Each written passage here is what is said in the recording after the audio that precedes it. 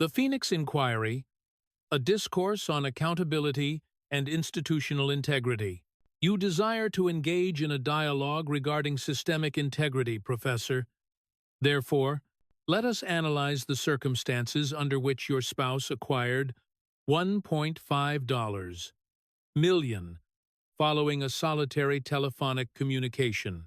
The Phoenix Convention Center resonated with the fervor of 5,000 Trump advocates who had assembled before daybreak to observe what was marketed as a constitutional exchange between President Trump and Congressman Jamie Raskin, only to realize they were on the precipice of witnessing a far more impactful event, a public demonstration of forensic evidence. Jamie Raskin adjusted his wire-rimmed spectacles and smoothed his academic tweed blazer. That characteristic expression of intellectual superiority still fixed upon his features. He had arrived in Arizona intending to instruct Trump on constitutional standards and to posture about democratic principles and responsibility before the media apparatus. After all, this was the primary expertise of the constitutional law scholar from American University. He was the figure who had orchestrated 2 impeachment proceedings against Trump, the celebrated icon of the Democratic establishment, who frequented MSNBC bi-weekly to articulate why Trump represented a fundamental risk to the administrative state. However, Trump, appearing composed in his iconic crimson tie and charcoal suit, possessed that particular aura that longtime observers recognized instantly, the tranquil, almost indifferent demeanor of a strategist holding a winning hand who is merely waiting for the opposing participants to commit their final stakes. Upon the podium beside him rested 3 substantial manila folders, each distinguished by a singular term: evidence. "Anticipate the forthcoming revelations," Trump remarked to the assembly with a subtle gesture, and the auditorium erupted into absolute pandemonium. Someone in the rear initiated a patriotic chant that surged through the congested hall like a tempest. The moderator, a local Arizona journalist who appeared as though she would prefer to be reporting on a domestic festival, endeavored fruitlessly to re-establish decorum. "Gentlemen, please. We have established protocols." "Protocols," Trump countered, though his inflection was whimsical rather than confrontational. "Jamie here has spent 4 years accusing me of every conceivable transgression: a foreign operative, an insurrectionist, a financial deceptive, you name the charge," and he leveled it. Yet, the moment I present authentic documentation, actual financial registers, and concrete proof of his own discrepancies, we suddenly require restrictive protocols. The crowd voiced its thunderous endorsement. A veteran in the 3rd row arose, his attire decorated with honors, shouting to let the man speak because they desired the unvarnished truth. Raskin's composure began to fracture at the periphery. He leaned toward his microphone with a practiced air of legislative gravitas, stating that if Mr. Trump intended to make unfounded claims, unfounded, Trump drew the initial folder closer. "Jamie, these are not mere allegations. These are official government records, federal disclosures, or, in your specific instance, federal disclosures you neglected to submit." The media contingent, overflowing with journalists from every significant outlet, abruptly ceased their typing and looked up. This was not the typical campaign rhetoric associated with a Trump gathering. This sounded meticulously specific, as if he truly possessed substantiating material. A woman near the front, Maria Gonzalez, a small business proprietor from Scottsdale, raised her device to capture the scene. "Signal your support if you believe that influential politicians should be held to account," she exclaimed, and hundreds of mobile screens immediately illuminated, documenting the moment Trump unsealed the primary folder. The monitors behind both participants transitioned to life, and the visual displayed there caused half the auditorium to catch its breath, and the other half to erupt in disapproval. It was a chronological chart, A simple yet devastating sequence of events featuring dates, monetary figures, and one recurring name: Reserve Trust. Raskin's hand, reaching for his water glass, wavered almost imperceptibly, but Trump observed it. The audience observed it. And now every individual was watching with heightened scrutiny. "So, Professor," Trump continued, emphasizing the title with just enough irony to irritate, "since you are so preoccupied with moral standards and partisan conflicts of interest, let us examine your domestic commercial interests. Let us discuss how your spouse transformed a brief conversation into a substantial fortune. And let us analyze why you preferred that such information remain obscured." The auditorium lights dimmed everywhere, except for the central platform. The assembly fell into a profound silence, and even the dissenters who had been vocal in the rear became quiet, because every person in that chamber sensed they were witnessing a historic juncture. Distribute this information if you believe the Washington establishment operates under a different set of regulations than the citizenry. Trump highlighted the timeline on the monitor with a laser pointer of the variety a scholar might utilize, and the irony was not overlooked by the spectators. Let me describe the setting. It is 2017.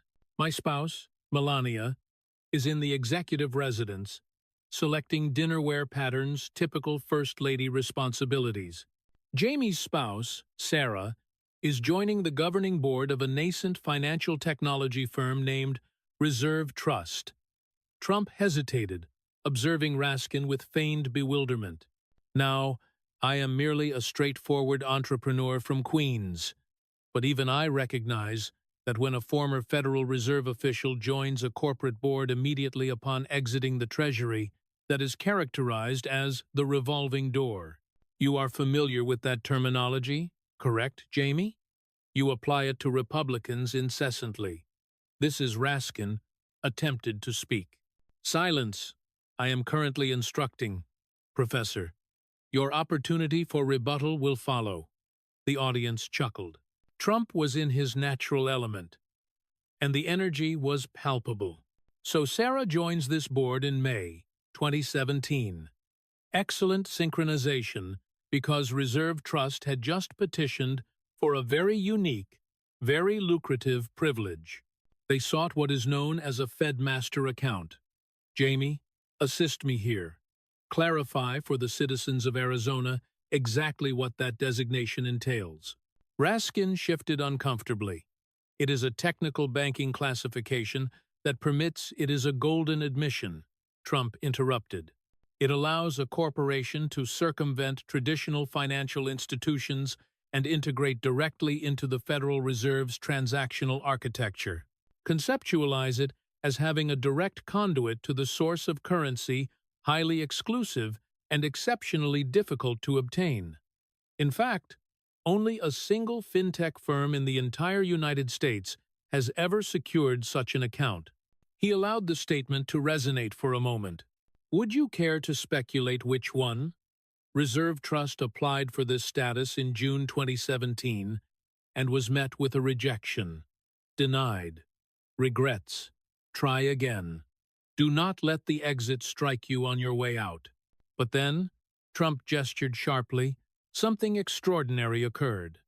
The display transitioned to reveal a telephonic log, officially validated with the seal of the Federal Reserve Bank of Kansas City.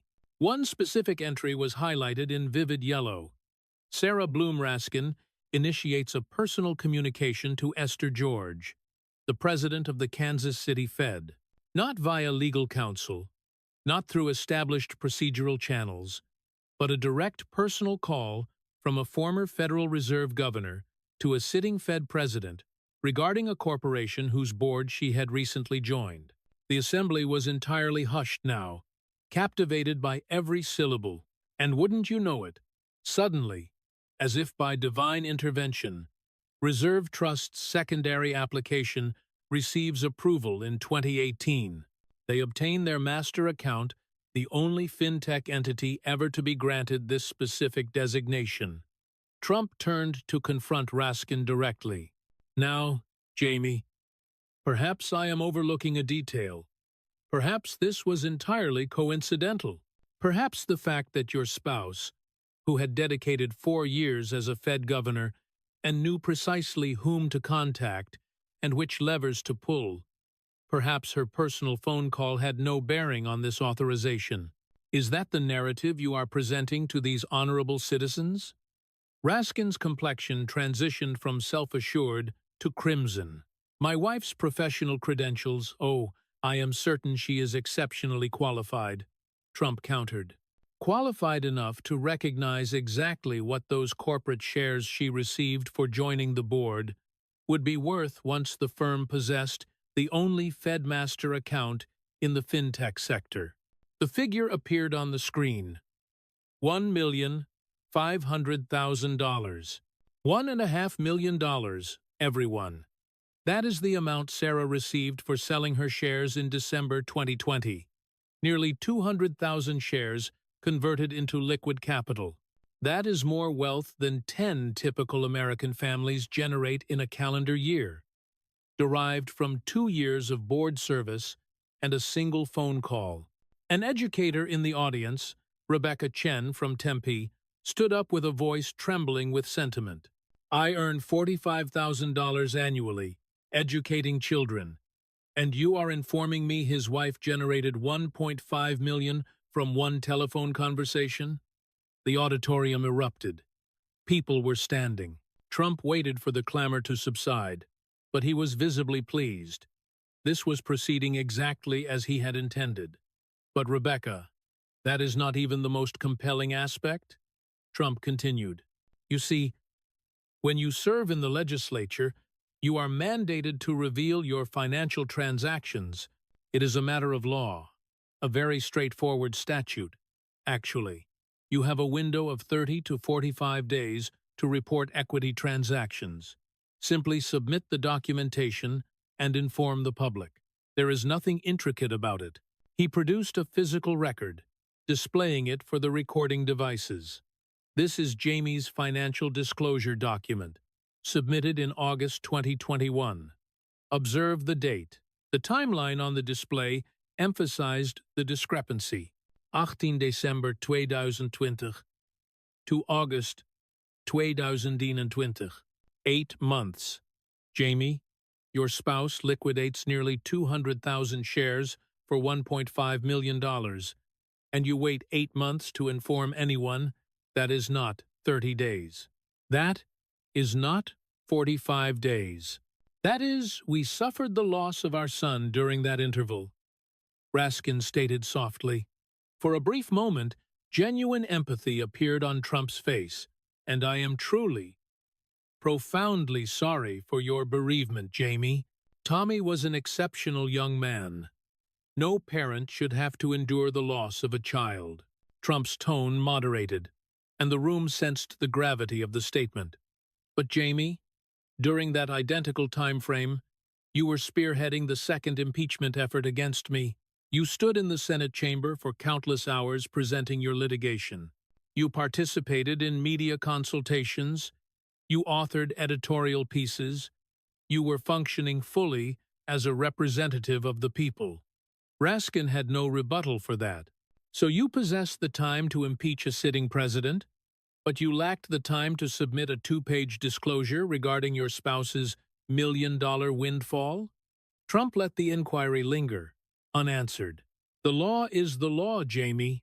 You instructed students in constitutional law. You understand that better than anyone.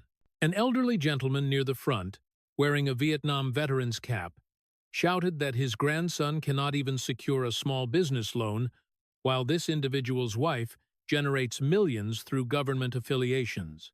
Trump nodded in agreement. That is precisely accurate, sir. While your grandson adheres to the regulations, faces rejection from financial institutions, and works multiple jobs to survive, individuals like the Raskins make one phone call and depart with a fortune. He produced another document. This is the ethical grievance filed against you by the Center for Renewing America.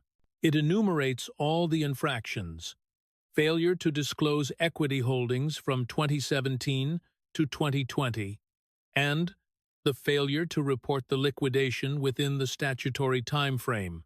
They are demanding a comprehensive inquiry. That complaint is motivated by political animosity, Raskin interjected. The law is motivated by political interests, Trump retorted. The Stock Act is politically motivated? Jamie, these are the ethical regulations established by your own party. Democrats authored these transparency laws.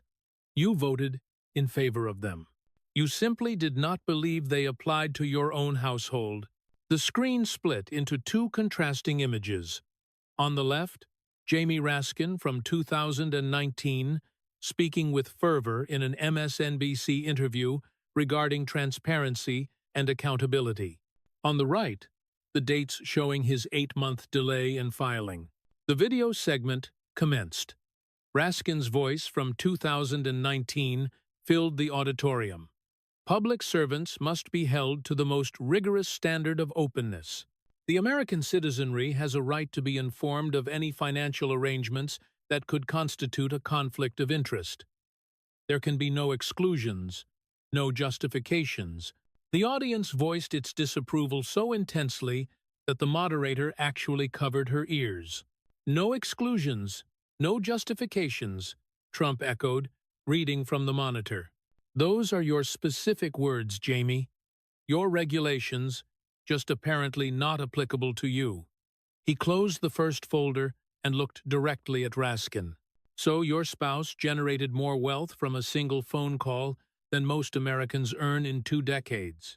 She utilized her governmental affiliations to benefit a private corporation. You obscured the fact for 8 months, and when you were finally exposed, you cited personal grief as the cause. But only after you had exhausted your energy attempting to dismantle my administration. Trump leaned back, his demeanor almost contemplative. Do you know what that is termed in the professional world, Professor? That is termed insider maneuvering. That is termed corruption. That is termed utilizing a public mandate for private enrichment. All those transgressions you have been attributing to me for years, you actually perpetrated them. Raskin's hands were noticeably trembling now as he struggled with his documentation. His complexion had transitioned from flushed to pale, the vitality receding as the consequences became clear. But wait, Trump added with a smirk, reaching for the secondary folder. There is more. Because this is not merely about your familial discrepancies.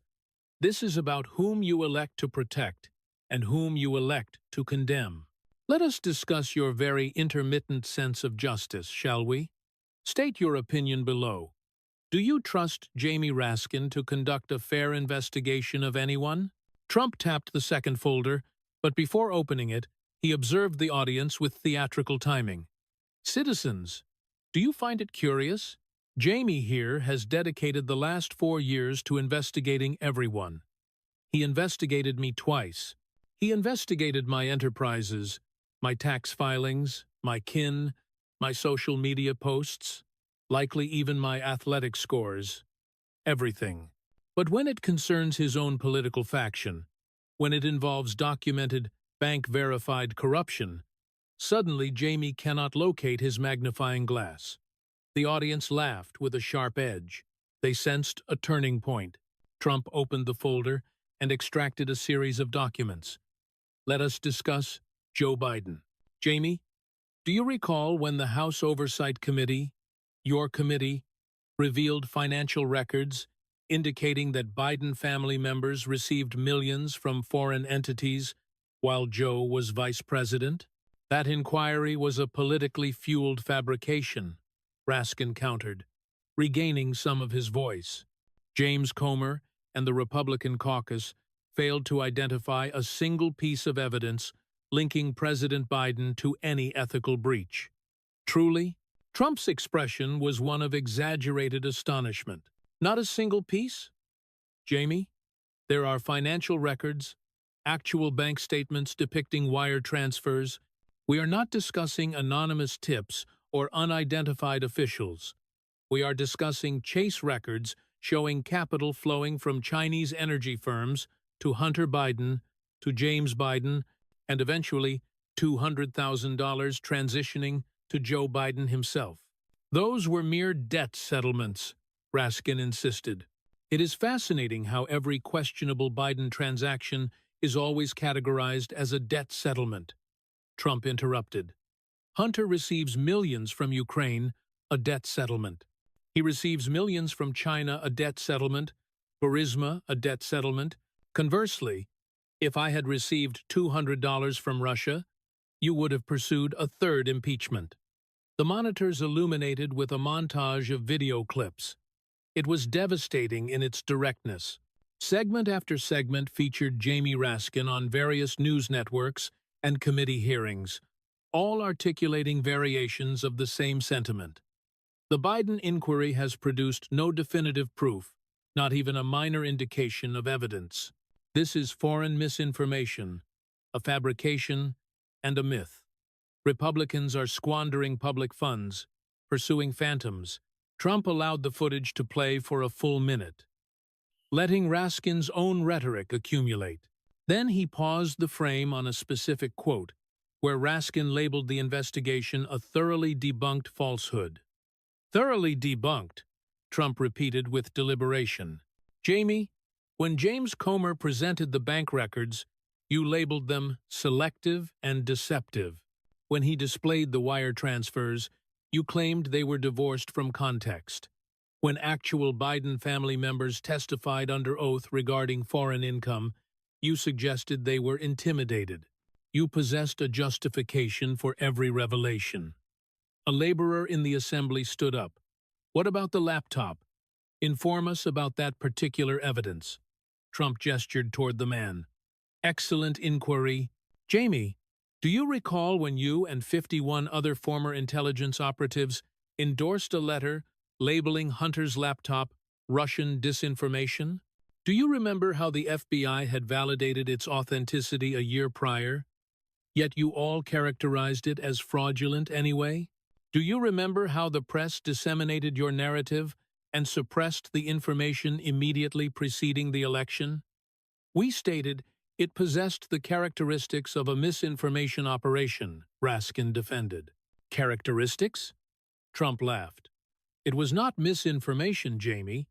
It was simply information. Information regarding corruption, regarding the sale of influence, regarding the Biden family commodifying access to the vice presidency. And you neutralized the story by misrepresenting it. That is not safeguarding democracy. That is manipulating an electoral outcome. He extracted another series of documents, and the atmosphere in the chamber shifted from indignation to something more somber and serious. But you know, I can almost comprehend shielding your party's presidential nominee. That is partisanship cynical, but predictable. What I cannot comprehend, what I cannot overlook, is this. The screen transitioned to display photographs, recent images from the Epstein dossiers released in late 2024. Bill Clinton in a leisure setting, the other individual's identity obscured. Then another image, then another. Clinton on the private aircraft, Clinton at the private island. Clinton, Clinton, Clinton. The images persisted, each more compromising than the last. Jamie, when these visuals were made public, you appeared on CNN? Let us observe. The video commenced. Jamie Raskin sitting across from a news anchor, looking perturbed but resistant. There are clearly numerous individuals who appear in photographs with Jeffrey Epstein. He was very much a figure in New York, social circles, and elsewhere. The audience voiced its disgust so loudly that Trump had to gesture for quiet. A socialite, Trump stated flatly. Jamie, there is a female in that environment with Clinton, whose face is obscured because she was likely a minor. And your response is that Epstein was a socialite? A woman in the front row arose, visibly emotional. Maria Santos, who had identified herself as a survivor of exploitation. What about the victims? What about those of us who suffered? The entire chamber fell silent. Even Raskin looked down. Trump's voice became quiet, but resolute. That is precisely the question, ma'am. What about the victims? Jamie spent years on the January 6th Commission interviewing hundreds of individuals, demanding phone records, acting as if he were on a righteous quest for justice. But when it concerns Epstein's victims, when it concerns women who were trafficked and exploited by influential men, suddenly he is indifferent. Suddenly it is. Well, many people were acquainted with Epstein. He produced a printed social media post. Here is what you published, Jamie. I shall read it for everyone. Under the federal statute Congress passed, Trump's Justice Department was required to provide every record in the Epstein file, but they provided only a fraction, and it was heavily redacted. We are in a lawless state. Trump looked up from the document. Lawless? You are characterizing me as lawless for protecting active investigations and victim confidentiality. Yet, when photographs of Bill Clinton in a hot tub with a blurred-out victim emerge, you provide a defense for him. Where is your indignation for the victims then? Where is your call for transparency? The screens divided again. On the left, Raskin's criticisms of Trump regarding Epstein based on a single 1,992 public photograph. On the right, Raskin's defense of Clinton, despite dozens of recent images from the actual dossiers. You perceive the consistency, everyone? Trump addressed the crowd. When it concerns me, one photograph from 30 years ago at a crowded event is evidence of a conspiracy. When it concerns Clinton, numerous recent photographs, including him with a victim, well, Epstein was a socialite. A woman in the rear held up a placard. Believe women unless it compromises Democrats. Trump highlighted the sign. That message encapsulates the situation perfectly. Your standards fluctuate based on the political affiliation of the individual. A Republican accused is guilty until proven otherwise. A Democrat photographed with Epstein is innocent regardless of the evidence that emerges. He turned back to Raskin, his voice gaining an edge. You spent 4 years labeling me a foreign operative. You conducted hearings, inquiries, and special counsel investigations. You decimated people's lives, Michael Flynn, Paul Manafort, George Papadopoulos. You bankrupted them with legal expenses. You placed them in restrictive confinement. All based on what? A fraudulent dossier financed by Hillary Clinton. The Mueller inquiry, Raskin began, identified nothing. Trump's voice intensified. After 2 years, $30 million, and unlimited authority, Mueller identified no collusion. None. Zero. But that did not deter you, did it, Jamie? You simply transitioned to the next manufactured controversy. Impeachment 1, Impeachment 2, January 6th. You simply continued fabricating crises. He leaned forward, his tone becoming almost conversational. But when there are actual financial records depicting millions flowing from overseas to the Biden family, it's a conspiracy theory. When there are photographs of Clinton with Epstein's victims, he's just a socialite. When your spouse generates $1.5 million from a government-connected phone call, it's just a clerical error. Trump straightened and observed the assembly. The distinction between us, Jamie, is elementary. I was investigated for fabricated transgressions. Your spouse perpetrated actual ones. Joe Biden perpetrated actual ones. Bill Clinton's association with Epstein, those are authentic photographs with authentic victims. He produced one final document from the second folder. This is a formal request from Representative James Comer, asking that you officially rectify the record and apologize to the American public for disseminating misinformation regarding the Biden family inquiry. You labeled him a deceptive individual. You claimed he possessed no evidence. You accused him of squandering public resources. Trump looked at the document, then at Raskin. Exactly how much capital did your January 6th commission expend, Jamie? Millions of taxpayer dollars. And what did you discover? What crimes did you substantiate? Because, as of my last inquiry, I am not incarcerated. I am not even indicted for January 6th. You know why? Because your commission was a theatrical trial, and everyone recognizes that. The auditorium erupted in cheers. Someone initiated a chant, "Theatrical trial," and it spread throughout the assembly.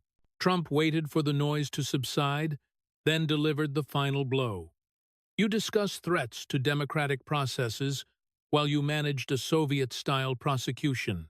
You discuss accountability while defending institutional corruption. You discuss justice while disregarding the victims of powerful men, and you do it all while your own spouse accumulated wealth through governmental influence. He closed the second folder with a sharp sound. The American public is not unintelligent, Jamie. They recognize the double standard. They see you targeting Republicans for actions that Democrats actually perpetrated, and they are exhausted by it. They are tired of being instructed on morality by individuals who possess none. Raskin's complexion had transitioned from pale to an ashen gray. His hands gripped the table, and he was no longer attempting to respond. The moderator appeared as though she wished to intervene, but no one would have permitted it. "But what truly bothers me," Trump said, reaching for the third folder, "is not merely that you are a hypocrite. It is that you utilized our legal system as a weapon. You transformed the investigative agencies and the committees into instruments of political harassment, and the individuals you damaged, let us discuss them." He rested his hand on the third folder, but did not open it yet. Instead, he scanned the crowd until he identified the person he sought. "Sir, would you please stand?" The gentleman in the fifth row, an older man, perhaps in his 60s, arose slowly. He appeared apprehensive, but his eyes reflected a profound need to be heard.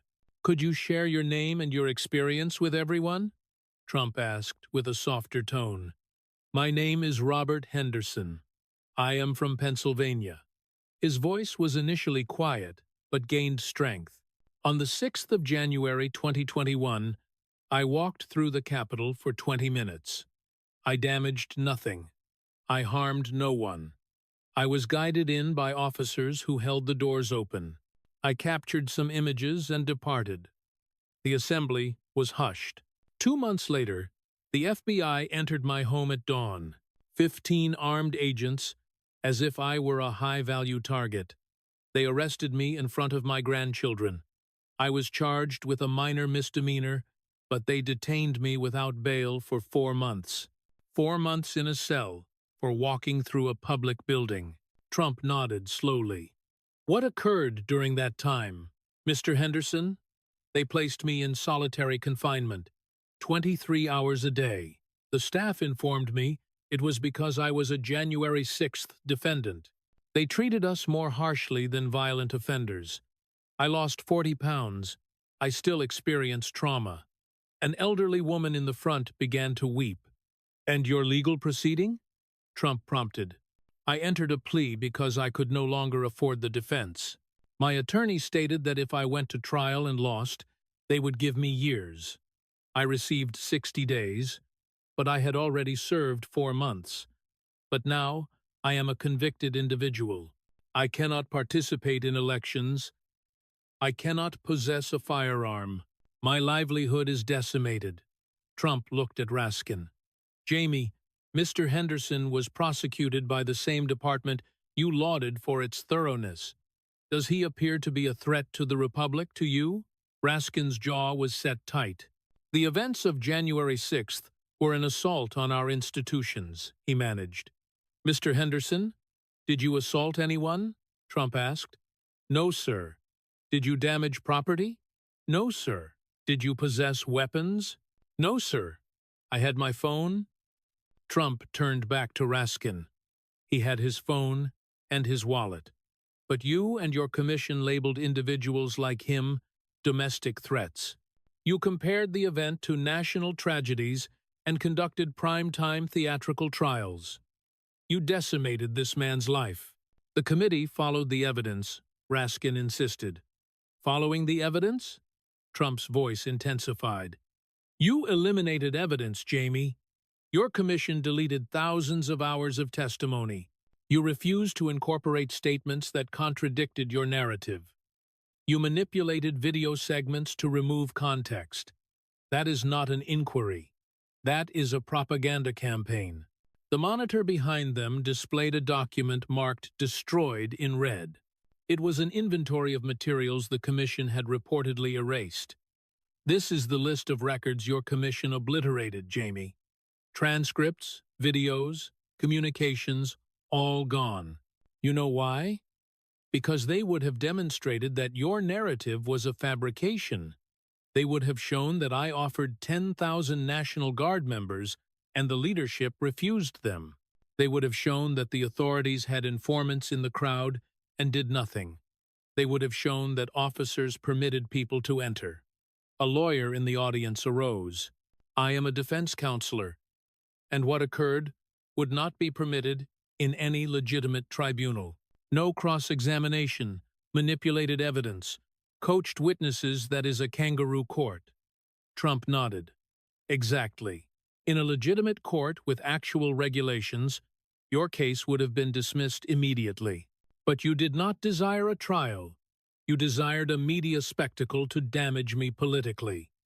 Justice for individuals like Mr. Henderson did not matter to you. He produced a financial record. And speaking of not mattering, your commission expended over $18 million of public funds. $18 million. While Americans were struggling with the cost of living, you spent $18 million on a political operation. A young mother arose with a child. I can barely afford essentials. You spent $18 million on that? The crowd erupted. Trump raised a hand. But here is what truly demonstrates your disregard for justice, Jamie. Your commission had one mandate. Do not contradict the script. Anyone who tried witnesses, staff, even legislators, was marginalized or defamed. He displayed an email on the monitor. This is from one of your own staff members. We were instructed to focus only on evidence that supported predetermined results. When I tried to include testimony about informants, I was told it did not fit the story we were telling. Raskin shook his head. That is an unhappy employee making false assertions. Like all those unhappy employees in the FBI who stated you were pressuring them to manipulate statistics? Trump countered. Jamie, when everyone around you is unhappy, perhaps the issue is you. Trump looked back at Mr. Henderson. Sir, I wish to apologize to you. As president, I should have done more to protect you from this unfairness. I should have issued pardons on my final day. I did not, and I am sorry, but I promise you, when I return to the executive office, one of my primary actions will be pardoning those who were victimized by this system. The assembly gave a standing ovation. Mr. Henderson was moved to tears. You wish to discuss threats to democracy, Jamie? Let us discuss real threats. Incarcerating political rivals, denying due process, and destroying evidence. That is the behavior of a corrupt regime. He produced another document, a letter from a civil liberties organization criticizing the commission for its lack of protections. When even your usual allies think you went too far, you really went too far. Raskin was barely responding now. He appeared diminished in his chair. Trump was not finished. You detained people for months for minor infractions, grandmothers, veterans. While what happened to the rioters who burned police stations? Most of them were released without charges. Why? That is not comparable, Raskin attempted. Why not? Because they are your political allies? Explain to Mr. Henderson why arson is less severe than a selfie in the Capitol. Go ahead. Use your legal expertise. Raskin had no answer. Real accountability means everyone receives a fair trial, Jamie, even people you disagree with. In America, we have the First Amendment. It applies to everyone, not just your party. Trump closed the third folder. America. Observe this individual. This is what occurs when you empower people who believe they are above the law. They will investigate you for crimes you did not commit, while ignoring the ones they did. They will instruct you on democracy while managing show trials. He turned back to Raskin. The distinction between us. I built an enterprise, managed businesses, and created employment. You have spent your life in government and academia, writing papers on how others should live. You have never built anything. You have just taken salaries, taken fees, and taken credit. The assembly was chanting USA, but Trump was not finished. I have 2 more folders, Jamie. Do you wish for me to continue? Or are you ready to acknowledge that you are not the hero of justice you portray? Raskin's voice was a whisper. This is character assassination. Trump laughed, though it was almost pitying. Jamie, I have said nothing regarding your character. I have merely presented your actions, your spouse's transaction, your failure to disclose, your defense of corruption. These are facts. If you dislike how they appear, perhaps you should not have performed them. He reached for the 4th folder. Let us discuss the life you live versus the life of the average American. Let us discuss real privilege, the kind you ignore in your university lectures. Trump opened the 4th folder and held up a sheet of paper. This is Jamie Raskin's disclosure, the one he filed on time. Let us examine the numbers. Let us talk about what Jamie earns while he instructs working Americans on economic justice. The monitor showed Raskin's income versus the median income. Legislative salary, $174,000, plus benefits, plus pension. Not bad. But wait. American university salary, approximately $90,000. Book royalties, $100,000. Speaking fees, $50,000. That is a total of over $400,000. The median American income is $74,000. Jamie earns 5 times what the average family earns. But let us add Sarah's income. Before she had to withdraw from her nomination, she was earning approximately $200,000 at Duke, plus her board compensation. The combined family income is nearly $700,000 annually. Meanwhile, Rebecca the teacher earns $45,000. That means the Raskin family earns more in 6 weeks than you earn in a year. And Jamie has the audacity to lecture you about inequality. A laborer in the back shouted about his taxes. Trump agreed. You get audited for a minor error? But Jamie neglects a $1.5 million disclosure and nothing happens. He is still in Congress, still making $700,000, still giving speeches about how the system is rigged. The monitor showed Raskin's Victorian mansion. This is where Jamie lives. A home worth $2.3 million. The average home is $300,000. His house is worth 6 times the average. That is the equity he talks about. That is not fair, Raskin protested. What is not fair? Trump countered. Revealing how you live? You support wealth taxes and redistribution, but when it concerns your own wealth, it is off limits. Another slide showed the private school tuition, $48,000 per year. His children's high school costs more than most people's college. A woman in work clothes stood up, her voice breaking. I work 2 jobs for community college, and your kid's school costs more than my mortgage. Trump nodded. That is the scandal. Not that he is successful, but the hypocrisy. He lives like the elite while preaching socialism. He sends his kids to private schools while fighting against school choice for your kids. The monitor showed Raskin's quotes about taxing the wealthy. Under each quote, we see his salary, his house, his tuition. You see the pattern? Jamie believes he deserves his wealth because he is educated. But if you earn money in business, you are greedy. He has voted to raise taxes on anyone earning over 400,000 people he calls the rich. But Jamie, you earn 400,000. Why haven't you voluntarily paid more? Why don't you write a check to the Treasury today? Raskin was silent. Just like every other elite, you want others to pay while you find every deduction. A restaurant owner stood up and talked about how tax hikes forced him to fire people. Trump nodded. That is what they don't understand. Higher taxes don't hurt the Raskins. They hurt the people trying to build something. He produced a list of speaking fees, $100,000 in fees to talk to rich lawyers about inequality.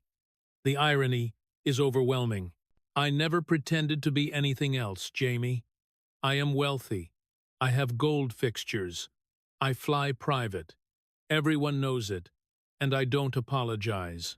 But you pretend to be a man of the people while living like aristocracy. You are just another limousine liberal who wants socialism for others and capitalism for yourself. The monitor showed that Jamie earns the median household income in just 66 days. But sure, tell us how hard you work for families. He showed a photo of Raskin at Martha's Vineyard. Who paid for that vacation? Donors? Lobbyists? The American people work 50 weeks for a 2-week vacation at the lake. You vacation where the Obamas have mansions. Trump pulled out the final item from the folder. This is the most revealing thing. Your response when you were caught. You blamed the loss of your son. Jamie, I am sorry for your loss. But utilizing your son's death as a shield for a lack of transparency is beneath the dignity of grief. Because you weren't too grief-stricken to lead an impeachment or do media interviews, you were just too grief-stricken to follow the law that you expect everyone else to follow. The auditorium was silent. The anger had turned to contempt. I am rich, and I admit it, Trump said quietly. But you are rich, and you pretend to be poor. You benefit from the system, and you pretend to oppose it. He closed the fourth folder. I built something you just took. Raskin was slumped in his chair. His suit looked like a costume. The mask had been removed. Trump reached for the final folder, the thickest of all. But Jamie, we are not finished. Let us talk about projection. Accusing others of exactly what you are guilty of. Let us discuss your crusade against the Supreme Court. He dropped the fifth folder with a thud. This is where we talk about your war against Justice Clarence Thomas. Because if there is one thing Jamie Raskin loves, it is accusing others of his own sins. The monitor showed a tweet about billionaire sugar daddies. Colorful language, Jamie. Now let us compare Justice Thomas to your family. A split screen appeared. Justice Thomas received gifts from a friend over 20 years' travel and vacations. Did he disclose them late? Yes, and he corrected it, but the friend never had a case before the court. Now look at the Raskins. Sarah joins a board, makes a phone call to the Fed, and generates $1.5 million. Thomas, gifts from a friend. Raskin, cash from government influence.